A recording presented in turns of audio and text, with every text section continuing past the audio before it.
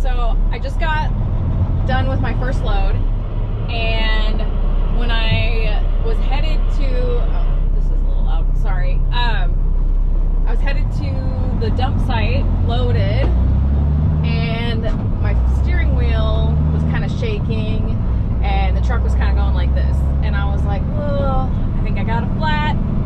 And I dumped the tires this morning and everything was fine, but apparently when I was in the pit, I must have either picked up a rock or picked up something, and my passenger side front inside dual is completely flat.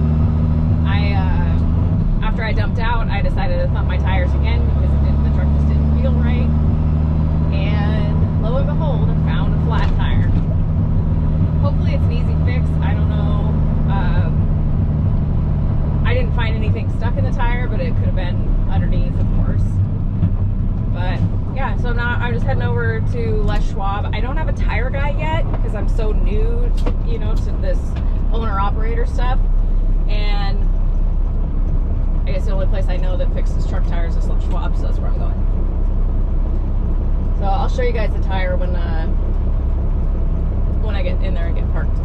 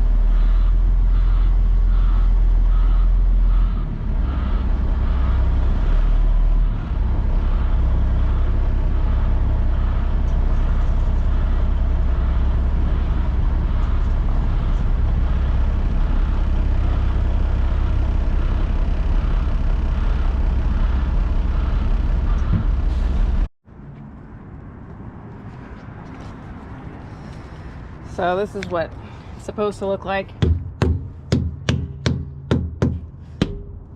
See how it doesn't bounce back. It's just, yeah, definitely flat. I don't see anything in it except for all the rocks in the tread, and that could just be the main problem.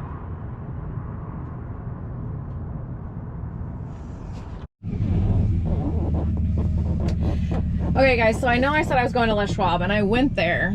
I got there at 7:20 after I called, and they don't open till 8, but when I called I said, can you get me right in? And the person on the phone said, yeah, we can. I get there, I park, I go up to the front door, the door's locked, nobody comes to the door, nobody comes out. I waited like 10 minutes, walked around my truck again, and then realized I was wasting time. So the truck is still drivable. So I figured, you know what I'll do is I'll drive up north where I'm getting loaded, and I'll go to the Les Schwab up there. You know, at least I'm not wasting my time. And then while I was at it, I decided to call my old tire guy from when I worked at Pelco, and he was like, well, where are you headed? And I told him, and I wasn't calling him to get him to come take care of it. I was calling him because I was like, I need to set up an account with you guys so I can call you. And he's like, well, where are you? And he's like, where are you going? And he's like, I'll meet you at the Shell station right there on the exit you're getting off at. Perfect. So now I'm here at the Shell, and he was here before me, and he's already, oh, I think he's pumping it up. He's already working on it.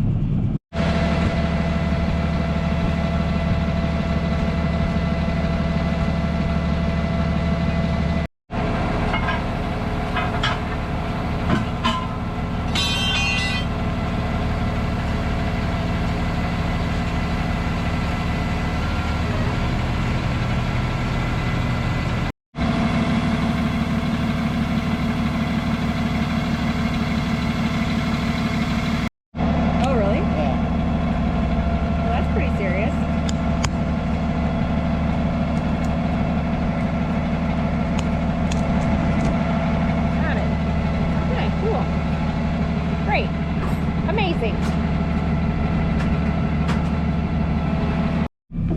Ugh. Okay, well, we figured out what it was. And by we, I mean Curtis did. But it was part of a screw. I must have picked it up in the pit.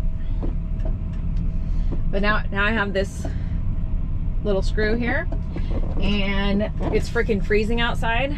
I don't know what the temp is, but it is like, this morning when I left the house, it was 19 degrees. So I'm sitting in the truck for a minute.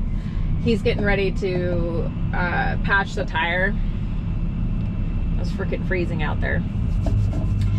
But actually, when it comes down to this was a painless experience once I got a hold of Purcell.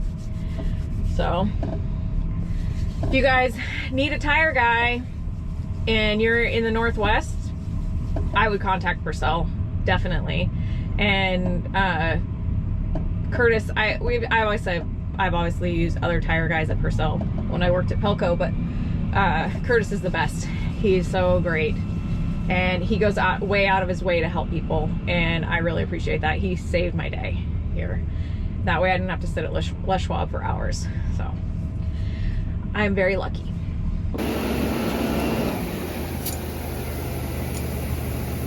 All good.